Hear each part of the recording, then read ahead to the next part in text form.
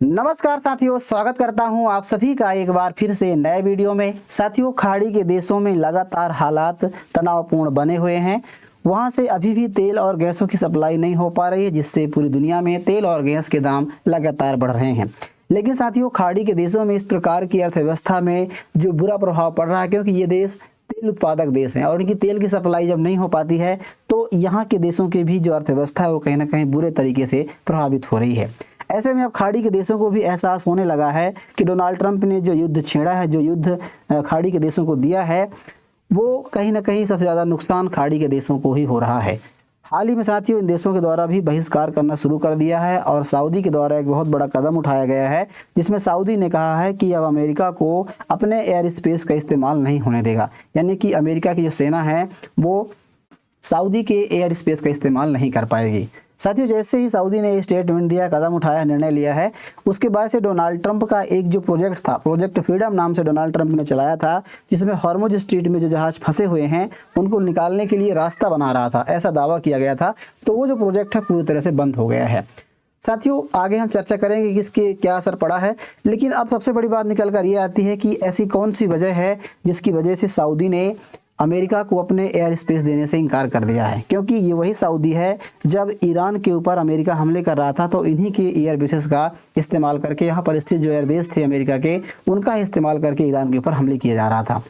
साथियों, अब हाल ही में अब चर्चा ये निकल कर आ रही है कि क्या ईरान के हमले का डर सता रहा है, क्योंकि ईरान तो पहले भी सऊदी पर हमला कर चुका है, तो क्या अभी और भी ज़्यादा हमले ना हो इसका डर सता रहा है, या फिर जिस प्रकार से ईरान की विदेश मंत्री चाइना की यात्रा पर गए हुए हैं, तो ये भी एक बहुत बड़ा फैक्टर है। क्योंकि हाल ही में एक घटना और घटी है, जो ओपेक देश का समूह है, तेल निर्यातक देशों का समूह है, उससे यूएई एग्जिट हो गया है। तो इन तमाम संभावनाओं पर चर्चा करेंगे कि क्या वजह है जिससे सऊदी ने अमेरिका को अपना एयर स्पेस देने से मना कर दिया है। तो चलिए शुरू करते हैं।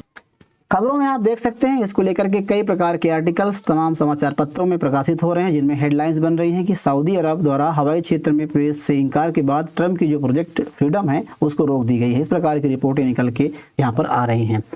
अब साथियों, मैं आपको इस युद्ध के बारे में तो वैसे लगभग आप सभी अवगत होंगे, क्योंकि 28 फरवरी से लगातार ये तनाव वहाँ पर जारी है, युद्ध जैसे युद्ध हो रहे हैं।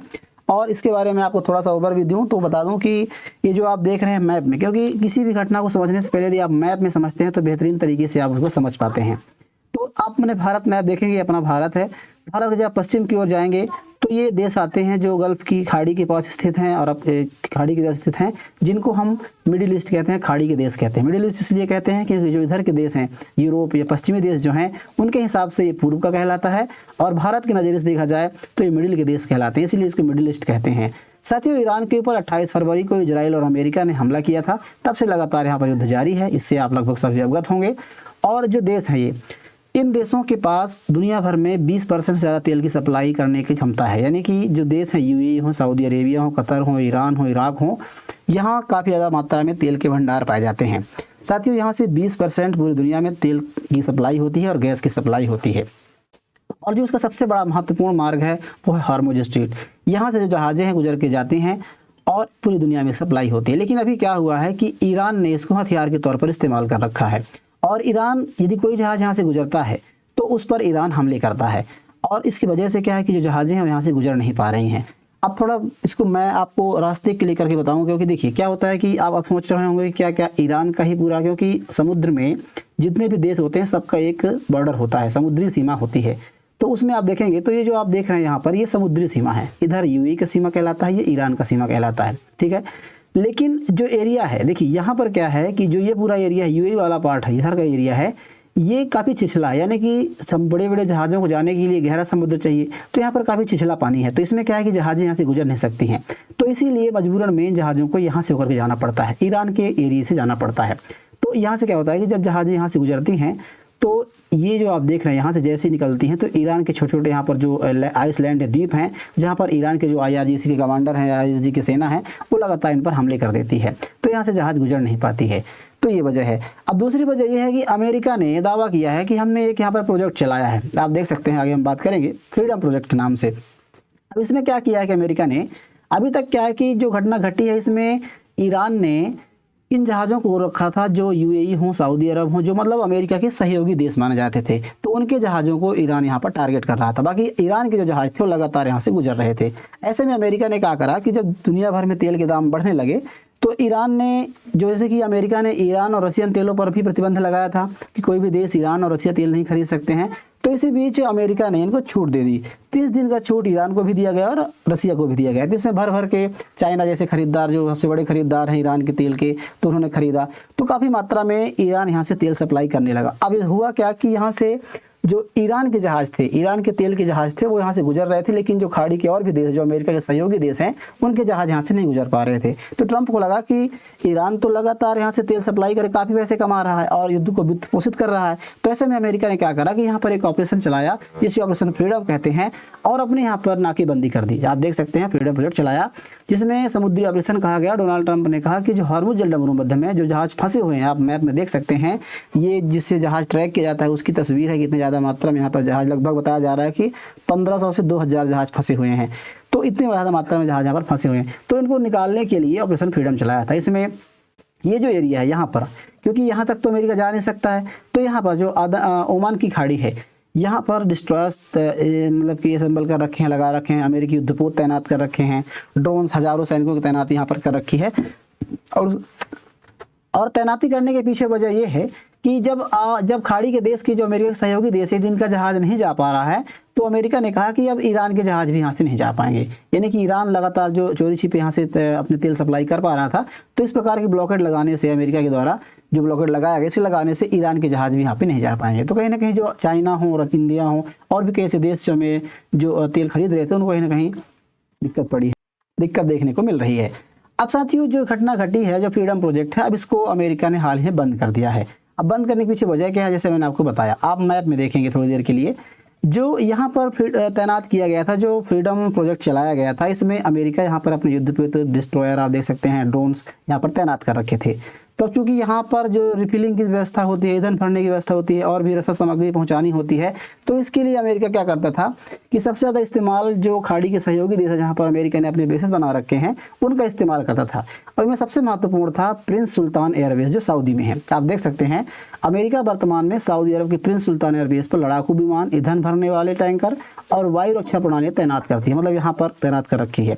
इसके अलावा अमेरिका अधिकारियों ने बताया कि जो यहाँ पर सऊदी के और जॉर्डन के विमान हैं, मतलब सऊदी से और जॉर्डन से, यहाँ से विमानों की तैनाती, इनके जो युद्धपोत हैं यहाँ पर तैनात की जाती है, चाहे फ्यूल भरना हो, रसद सामग्री पहुँचाना हो, सैनिकों को लाना ले जाना हो, तो ये इन बेसों का इस्तेमाल करती हैं। क्योंकि देखिए, यहाँ से यदि इस्तेमाल करता है तो ईरान को टारगेट कर सकता है और इनको हिट कर सकता है। तो अमेरिका थोड़ी दूरी से इन व्यवस्था बनाता है और यहाँ पे इंस्टॉल करता है। आप देख सकते हैं, जॉर्डन की विमानों तैनाती करते हैं। इसके अलावा कुवैत से ओवर फ्लाइट पहुँचाने के लिए महत्वपूर्ण है। ओमान के जो नौसैनिक, ओमान के यहाँ से रसद पहुँचाने के लिए इंपॉर्टेंट माना जाता है।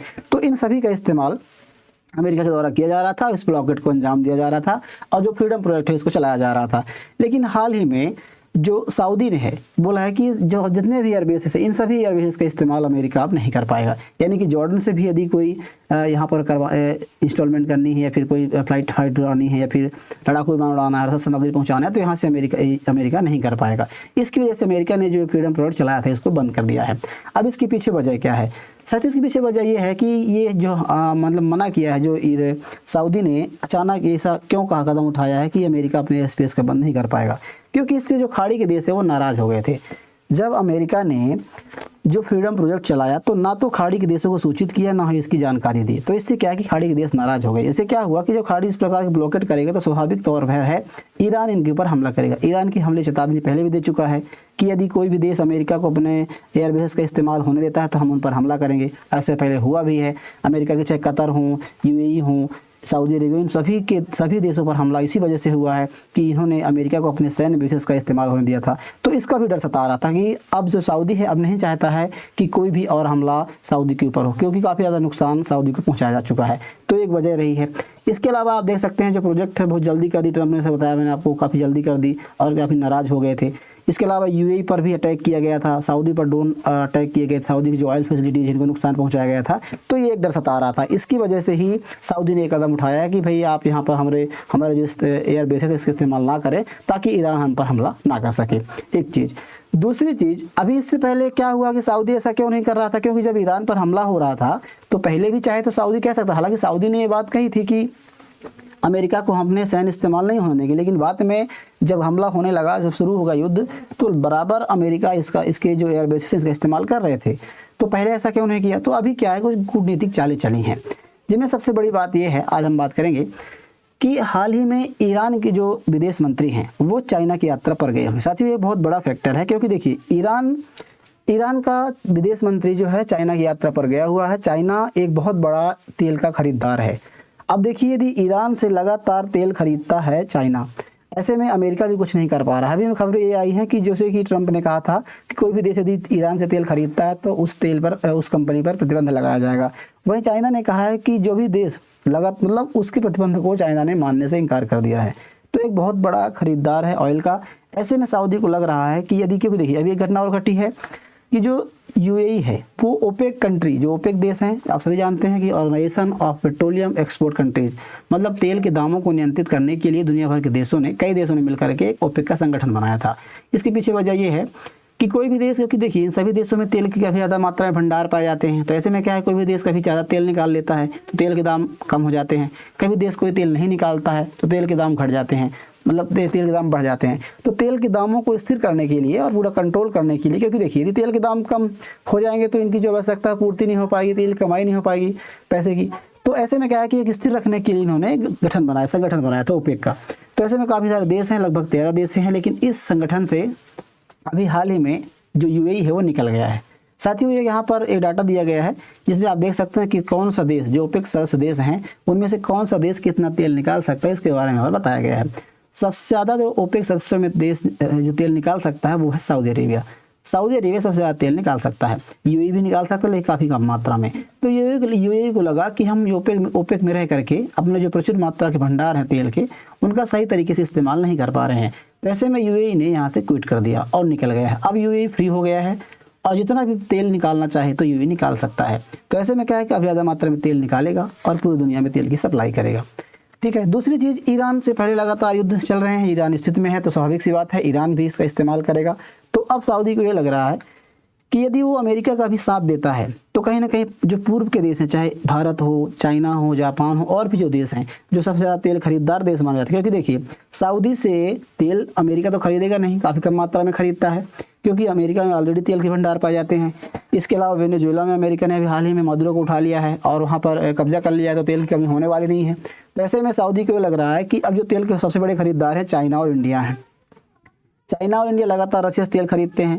रशिया से प्रतिबंध कम, मतलब जैसे प्रतिबंध ट्रंप लगाएंगे तो तेल फिर से एक बार कहीं ना कहीं इंडिया को कमी होने लगेगी। तो ऐसे में सऊदी एक मार्केट तलाश रहा है कि ऐसे में कहीं जो यूएई है एक नया गेम ना खेल जाए और चाइना के साथ अपने समझौतों को मजबूत करने का प्रयास कर रहा है। तो एक वजह यही बताई जा रही है कि हो सकता है जो अभी घटनाएं घट रही हैं इसको लेकर के सऊदी ने कदम उठाया है कि मतलब दुनिया को ये नहीं लगना चाहिए कि सऊदी लगातार अमेरिका का साथ दे रहा है। तो ये इसके पीछे की वजह है। दूसरी वजह ये है कि सऊदी भी अब पूरी तरह से अमेरिका पर निर्भर नहीं रहना चाहता है, क्योंकि अमेरिका अब उनको लगने लगा है कि अमेरिका सिर्फ इस्तेमाल करता है और लगातार युद्ध में जिस प्रकार झोंक रहा है, लगातार अभी खाड़ी के देशों की जिस प्रकार सुरक्षा की जिम्मेदारी ली थी लेकिन बाद में सुरक्षा नहीं कर पाया है, तो उनको भी ये लगने लगा है कि अमेरिका पूरी दुनिया में पावरफुल नहीं रह गया है और वो पूरी तरह से सभी देशों को साथ लेकर चलने का प्रयास कर, चाहे चाइना हो चाहे इंडिया हो, तो इन तरफ भी उनका ध्यान जा रहा है। हालांकि अब देखने वाली बात यह होगी कि किस प्रकार से ट्रंप इस पर फैसला लेते हैं, क्योंकि ट्रंप लगातार अब खाड़ी देशों में अकेले पड़ते जा रहे हैं। हाल ही में साथियों जो जिस प्रकार से भारत में संसद है उसी प्रकार से अमेरिका में कांग्रेस है, कांग्रेस में ट्रंप को जवाब भी देना है कि युद्ध की क्या स्थिति है। तो उसके पीछे ये वजह भी है, जो फ्रीडम प्रोजेक्ट बंद किया गया, फिर ख़त्म किया गया, स्थायी रोक दिया गया है, तो इसके पीछे वजह ये भी है कि वो ये कह रहे हैं कि हमारी ईरान से बातचीत चल रही है और पाकिस्तान के द्वारा, पाकिस्तान की तरफ से, मतलब पाकिस्तान के रास्ते से हमें एक मध्यस्थता को लेकर के एक अनुरोध मिला है कि आप इस प्रकार की ब्लॉकेट को बंद करें। तो तमाम प्रकार के ट्रंप इस पर दावे भी कर रहे हैं कि ये एयरबेस के बंद करने से नहीं हुआ, क्योंकि एयरबेस बंद करने से जो सप्लाई हो रुक गई है, तो ऐसे में ट्रंप की सप्लाई नहीं हो पा रही वहाँ पर, जो हॉर्मुज़ स्ट्रेट में इस प्रकार से वो ब्लॉकेट बना कर रखे थे, तो इसकी वजह से बताया जा रहा है। हालांकि यह देखने वाली बात ये होगी आगे कोई ऐसी घटनाएँ घटेंगी कि इसके पीछे वजह क्या है, तो उस पर हम बात करेंगे। बहरहाल आप इसके बारे में क्या सोचते हैं, क्या कोई चीनी फैक्टर है कि या फिर जो इस प्रकार से अभी कूटनीतिक चालें चल रही है ये वजह है, या फिर अमेरिका के साथ देने से जो ईरान लगातार इन पर हमले करता है ये वजह है। तो इसके पीछे क्या वजह है इस पर बताइएगा। जानकारी कैसी लगी हमें कमेंट बॉक्स में लिखिए, और वीडियो यदि अच्छी लगी तो वीडियो को लाइक कीजिएगा, चैनल को जरूर सब्सक्राइब कर लीजिए। मिलते हैं किसी ऐसे नए इन्फॉर्मेशन वीडियो के साथ, तब तक के लिए नमस्कार।